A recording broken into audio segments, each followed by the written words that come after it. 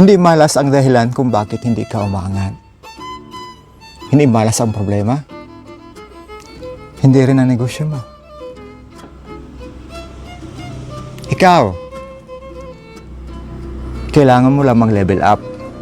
Kasi ang tunay na pag-asenso, nagsisimula sa pagbabago ng mindset.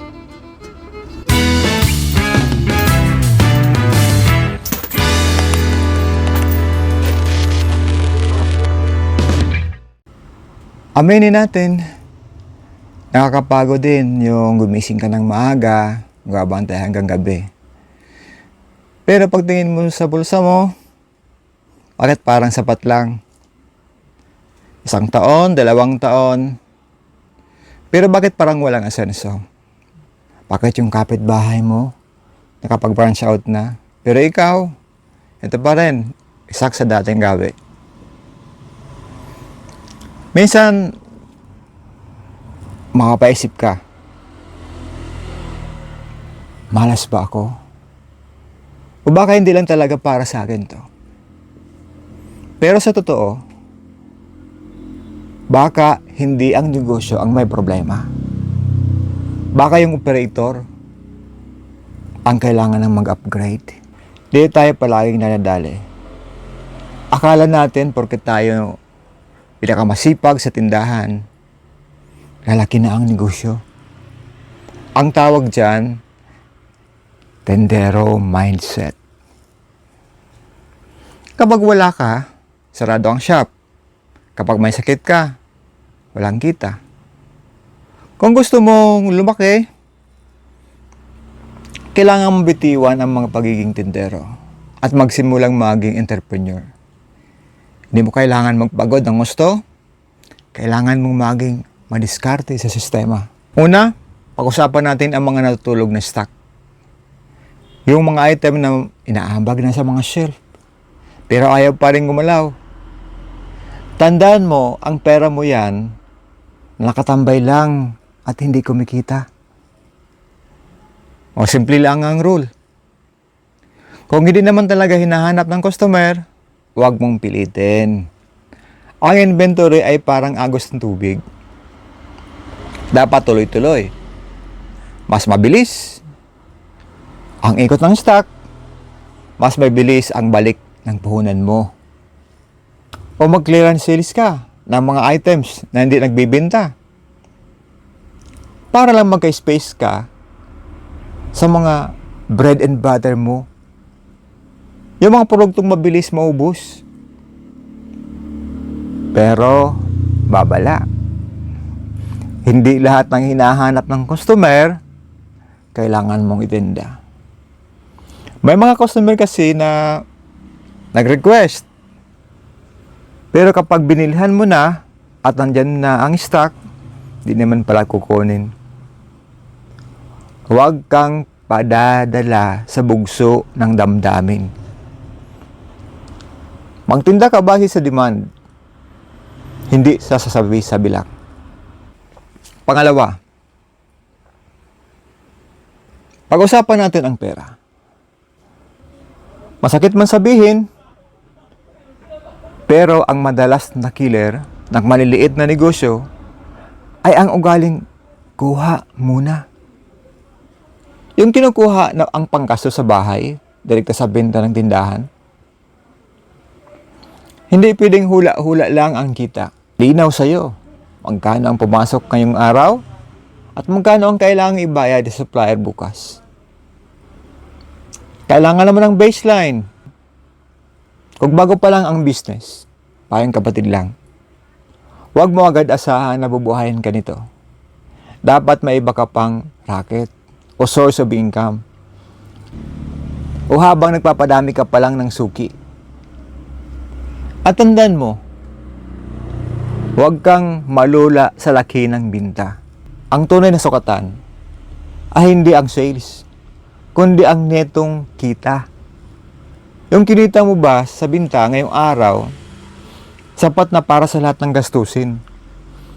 Hindi kung binta lang ang titingnan mo. Pero paano hindi mo alam kung ang totoong kita? Para ka nagmamaneho sa dilim na walang headlight siguradong maliligaw at mababangga ka. Yung mga suki mo sa mundo ng negosyo, mas mura mag-alaga ng mga dating customer kaysa maghanap ng bago.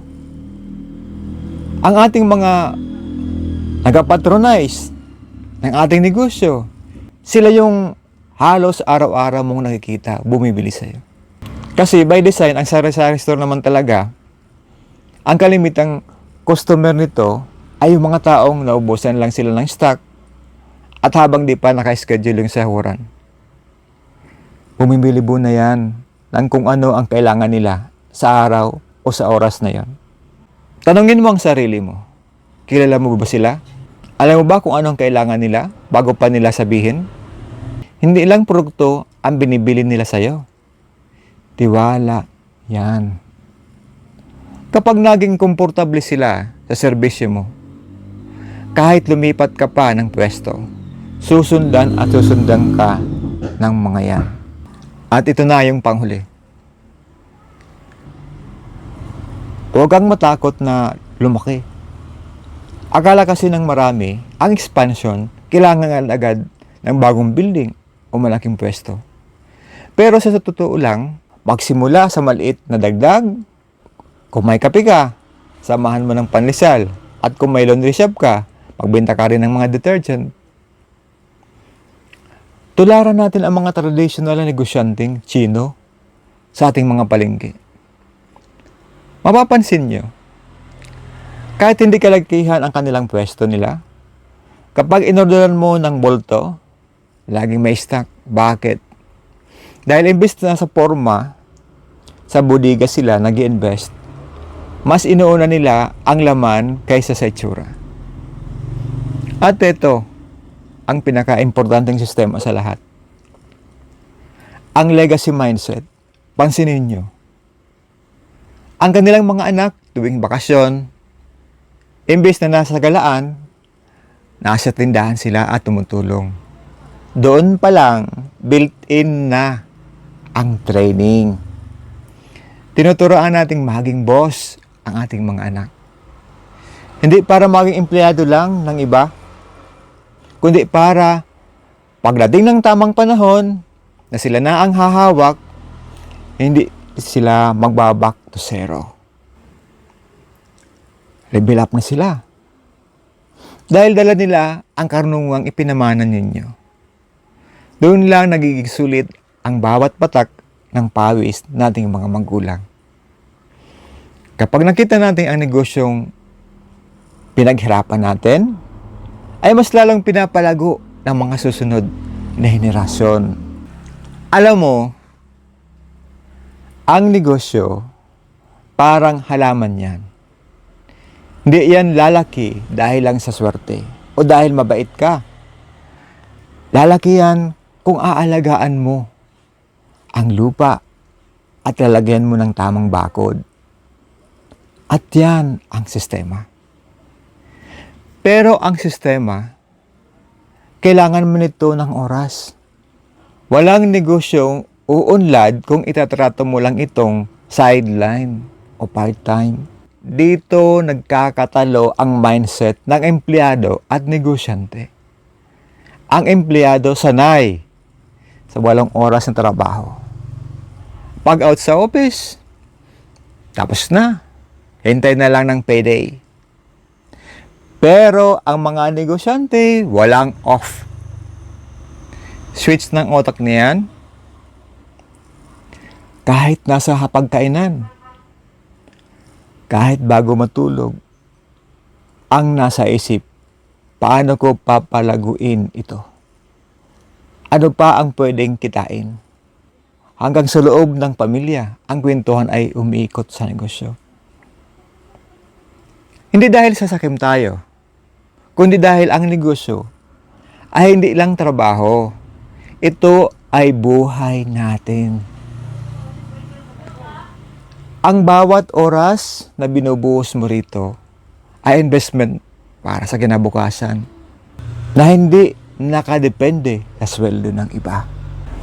Ngayon, huwag mo lang basta panoorin o pakinggan itong mini podcast natin. Ito ang hamon ko sa inyo ngayong linggo. Pumili ka ng isa sa 4 na tinalakay natin. Isang sistema lang. At simulan mong ayusin yan. Isang notebook, o isang bagong listahan, o kahit na isang seryosong pakikipag-usap sa suki mo. Huwag matakot magkamali. Walang perpektong sistema sa simula. Pero ang mas mabuti, nang may sinusunod ka kaysa sa nangangapa ka sa dilim. Bakit? Para kapag nagka-problema, alam mo na kung saan mo sisimulan. Alam mo na kung saan sisimulan o babalikan. Malaman mo kung saan ang butas. Tandaan mo, hindi kailangang gibain ang buong bahay kung may tulo lang ang bubong. Ayusin mo lang ang butas at tuloy ang laban. Diyan nagsisimula ang tunay na pag-asenso. Hindi sa biglaang talon, kundi sa maliit na hakbang na consistent. Ako sa Joseph, ang katrupo mong negosyante. Ang lahat ng sinishare ko sa inyo ay base rin sa sarili kong karanasan. May naalala lang ako. One time, nakapag-attend ako ng isang business seminar.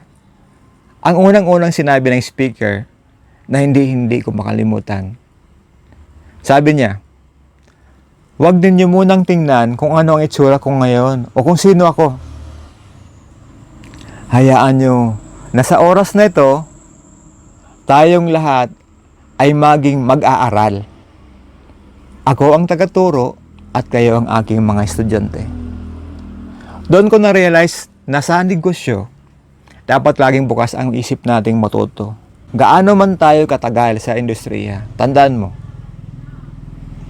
ang maliit na negosyo, kapag may tamang sistema, hindi lang yan basta pangkabuhayan, nagiging asset.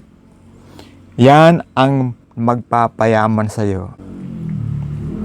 Kung nakatulong ako sa inyo, hit mo naman ang subscribe. Sunod, pag-usapan natin ang comfortable lifestyle ng mga tunay na boss. Ipapaliwanag ko sa inyo kung paano mo mararanasan yung hindi ka nakatali sa pwesto.